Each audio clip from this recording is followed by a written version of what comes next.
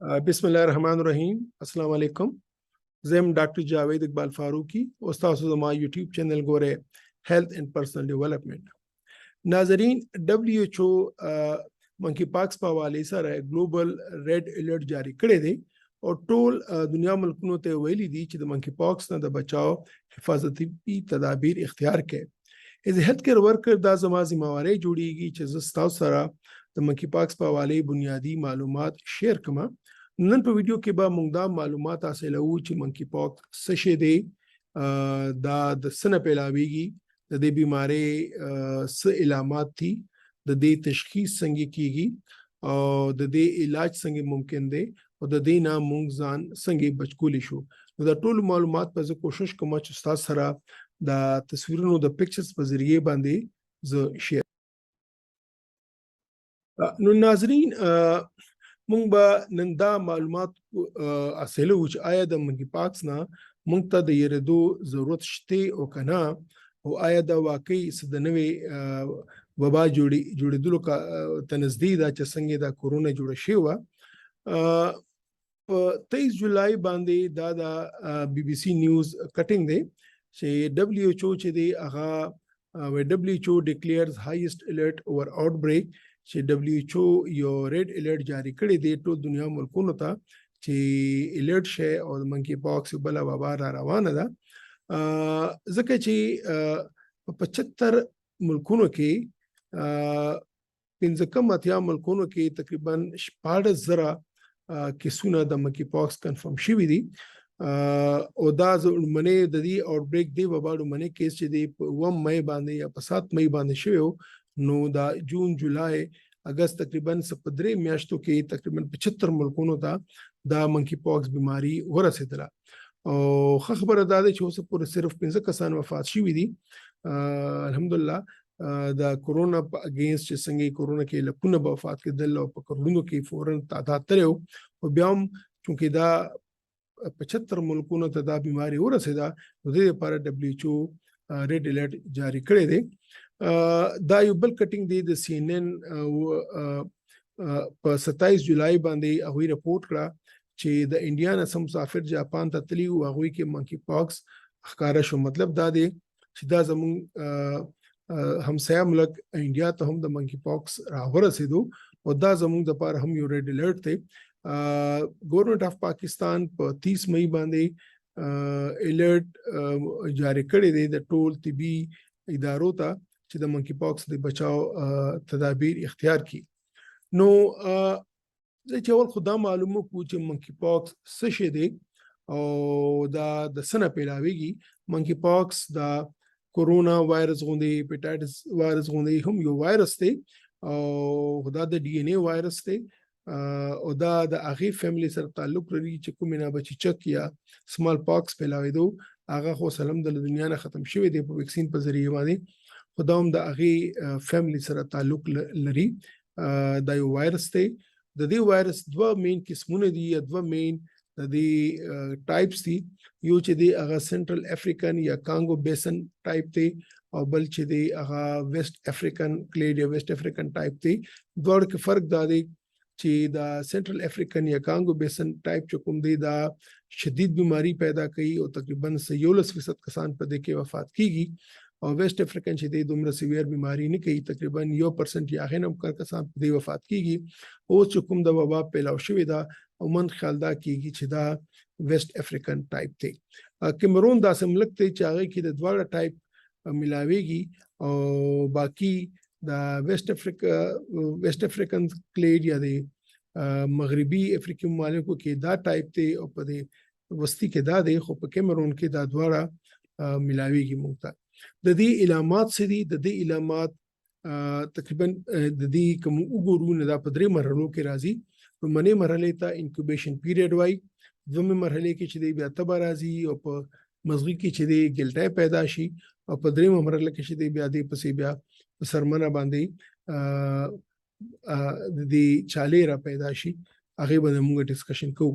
لومړنۍ چې کوم مرحله ده هغې ته انکوبیشن پیریډ وایي. په دې تصویر کې دا وګورئ د زیړ چې دی دا انکوبیشن پیریډ دی. په دې سټیج باندې په ډے 0 باندې چې دی وایرس د انسان د جسم ته داخل شي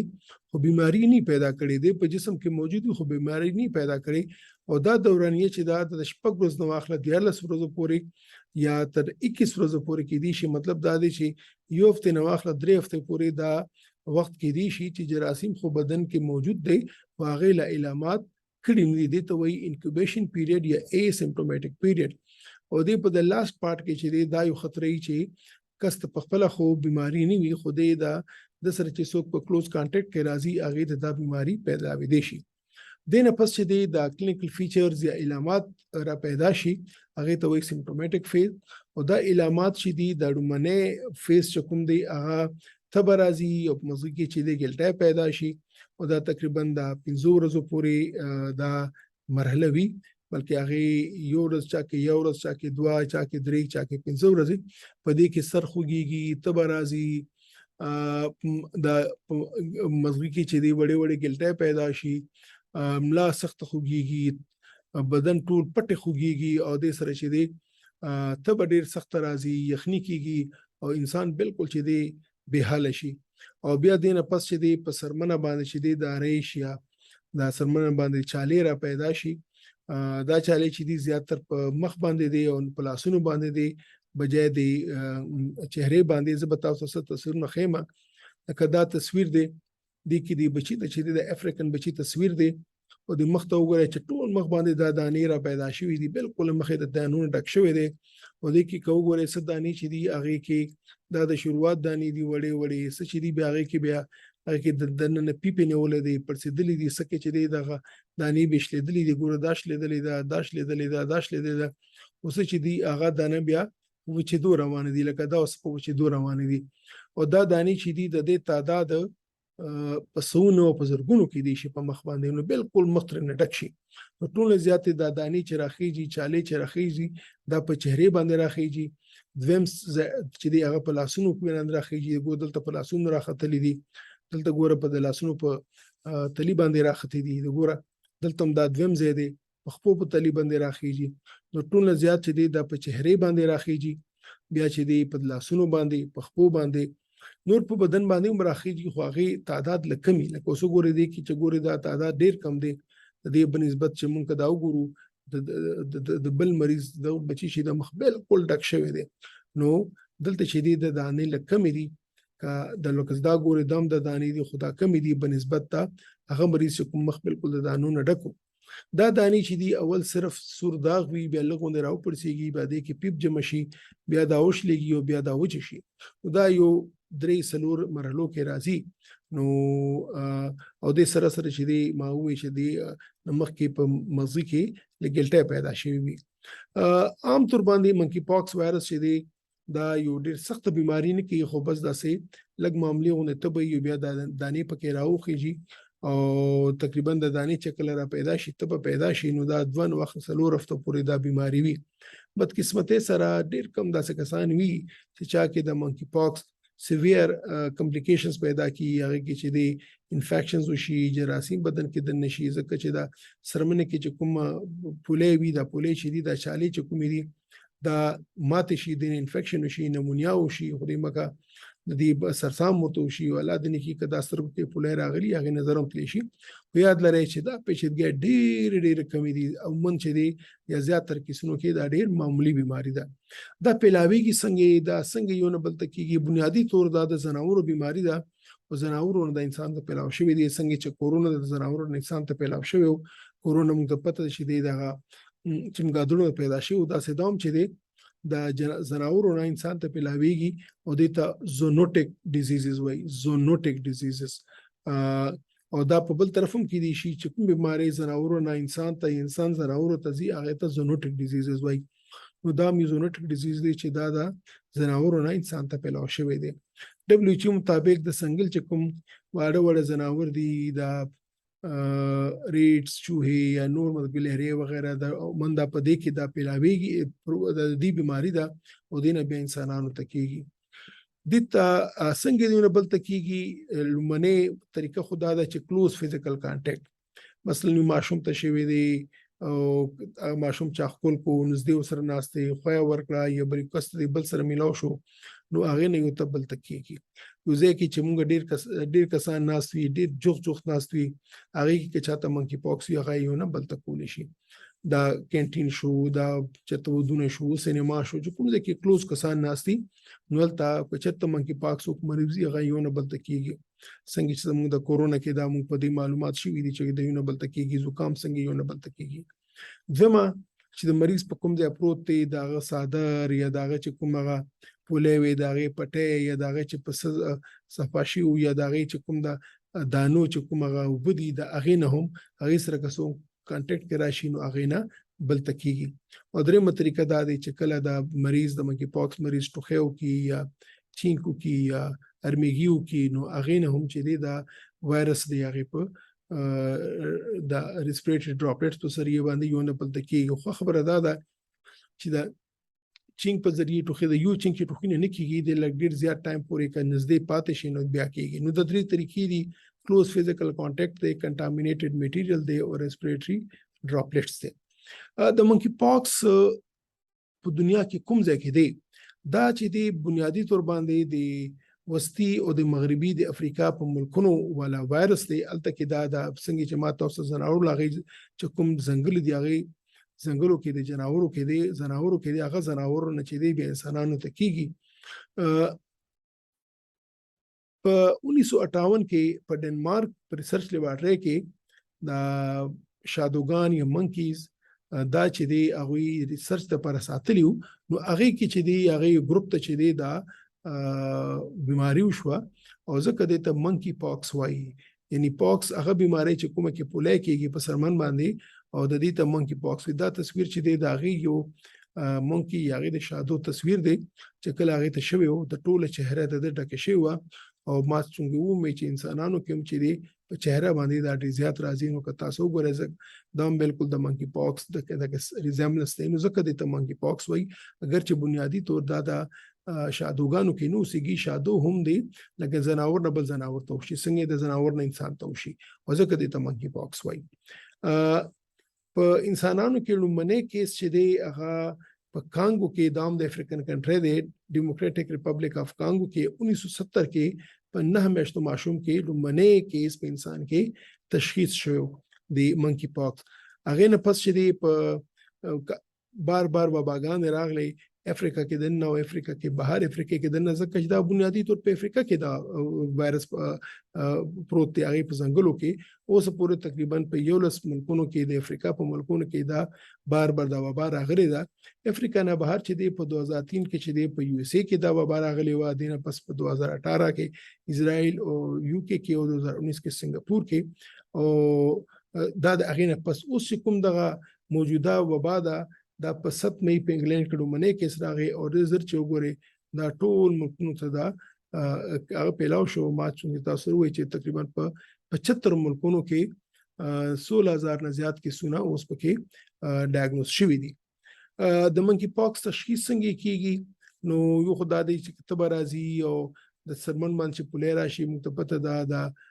لاکړه کاکړه ورته وایي یا چکن پاکس ورته وایي او د خسره چې دا یا نور په د سرمن باندې چې کوم انفیکشنز وشي که دی پولی وي نو چاته پولی وشي نو شک پکار دی چې سړی وکړي چې خدا نخواسته منکی پاکس نه دی. دې کې دا خبره ده چې په د مغزي کې چې دی غوټه پیدا شي دا په نورو کې نه کېږي، دا په دې کې کېږي. او چې کله شک راځي نو ډاکټر بس تاسو د مریض دی پولونه لغونده کې سیمپل واخلي او هغه به پی سی آر ته ولېږي. پی سی آر موږ ته پته ده کورونا کې د ټولو کسانو په پی سی آر کې دو پی سی آر څه نوی ټیسټ نه دی، دا د لیبارټري ټیسټ دی. ما په خپل ویډیو کې چې د هیپاټایټس بی هیپاټایټس سی او په کورونا سلسله کې د دې ذکر کړی دی. نو د منکی پاکس هم پی سی آر کېږي او پی سی آر په ذریعه پته لګي چې آیا دا بیماری شته او که نشته، آیا د دې علاج ممکن دی یا علاج مشته. د دې مخصوص علاج خو نشته چې کوم داسې ګولۍ وي چې هغه د منکی پاکس لپاره استعمالېږي، خو جنرال چې دی د دې علاج کېږي. چونکې ما وویل دا په خپله د ټیکېدو بیماري ده 2-3 هفتو کې زیاتره مریضان چې دی هغوی داسې علاج پکار نه وي. خو که چاته علاج پکار وي نو هغه د علاج یې که د هغوی تبه وي نو تبې دوا یې وکېږي. د هغه پولی که چېرته هغې کې نو پیدا شوي پیپ پیدا شوي د هغې انټي پکار وي، خارښت کوي هغې دوا پکار دی. د پټۍ پولی ماتې شي د هغې پټۍ پکار وي. بل دا دی چې دا هغه خوراک د هغه هایډریشن هغه جوس مو چې د بدن ایمونټي ښیي د مریض نه په خپله د ټیکېدو وي زیات خلکو چې دي چې د کوم حفاظتي ویکسین استعمال شي او د سمال پاکس د چک اگینست د هغې څه ګولۍ استعمال شوی وي نو خلک سوچ کوي چې کیدای شي د دې کې رول وي او رول شته هم خو ایز ا هول چې دی دا کلینیکلی د دې ګایډ لاینز نشته چې تاسو د ویکسین لګوي دی تا او د لاغه دوای نه ورکوي چې کومه ګولۍ چې دا هغه تاسو ذکر کومه یو ګولۍ دا چې هغه اوس یو اس ای کې چې دی هغه الاوټ کړی دا خو هغه کیسونو لپاره چې کوم ډېر سیویر شدید کیسونه هغه یو په ټرایل باندې ده مین هغه د دې علاج کې چې دا پریونټیو میجرز دي چې چاته شک وشي چې دا منکی پاکس شوی دی نو هغه کیس چې چا سره ملاو شوی دی هغه کانټیکټ ټریسینګ دا غي ټیسټونه او دا غي کوارنټین دا ټول نه امپورټنت خبره ده او دا ګولې دي چې یو سې کې د دې یو ټرایل کیږي دا بنیادی تر باندې دا چیچک یا د سمال پاکس ګولې دي او دا چونکی دا مونکی پاکس وایرس هم د چیچک وایرس یا د سمال پاکس وایرس د خاندان نه دی نو عموما دا یو سټډي دی شروع کړی دا چې کې دی شي دا ګولې په مونکی پاکس کې هم کار وکړي شي او دا چې کوم تاسو ته وی چې یو اس ای یو سټډي شروع کړی دا نو دا د هغه یو حواله د کې دی شي په فیوچر کې د دې د علاج راشي او فلحال کلینیکلی د دې د علاج مخصوص نشته دی نو ناظرینو څنګه چې ما وی چې دبليو ایچ او چې دی دا هایست الرټ ډیکلیئر کړی دی د مونکی پاکس په حواله باندې او دا زموږ ریسپانسیبিলিټي ده چې کچرتا مونکی پاکس مریض شک راځي نو موږ دا غي پراپر طریقې باندې دا ډاکټري سره راوالو معلوماتو کو او چې ما وی چې زموږ د همسایه ملک انډیا کې دا کیسونه راغلي دي او دا الله دې نه کی چې پاکستان کې راشي او سفر الحمدلله پاکستان کې یوم کیس ډایګنوز شوی نه دی کنفرم شوی نه دی خو یره پکار دا موږ ته خپل ځان الرټ پکار دی موږ ته بچاو پکار دی او کچرته خو دې مکه داسې تبر اغلا مزګه کې ګلټه راغلی بیا په سرمنه باندې په جلد باندې چې دی پوله مولې راوخته نو پکار دی چې سړی ډاکټر نه بیرای والی او هغه که ضروري شماري نو هغه بس تاسو پی سی آر وغیرہ وکي او کچرته خدا نه خواسته ډایګنوزم شي الله دې نه کی کده هغه چې ډایګنوزم شو دنه یې خبره نشته دا په خپل د ټیکېدو بیماری ده او د کې امپورټنت خبره ده چې د دې نزان بچکول غواړي نو زه امید لرم چې نن په دې ویډیو کې به ما تاسو سره چې کوم د معلومات شیر کړل دا به تاسو ته فائدہ ورسي او تاسو به دا معلومات خپل نور دوستانو سره یاران دوستانو سره خپلوانو سره شیر کړئ ځکه چې موږ ټول د ځمواري ده چې موږ د دین ځان به خبره کو او کچرته خو نه مکه داسې بیماری راځي دا غي موږ بیا بر وخت تشخیص کو بیا علاج کو ډېر مهرباني ان شاء الله چې نور څه معلومات راځي پاغه بیا بل ویډیو کې ډسکشن کو خدا حافظ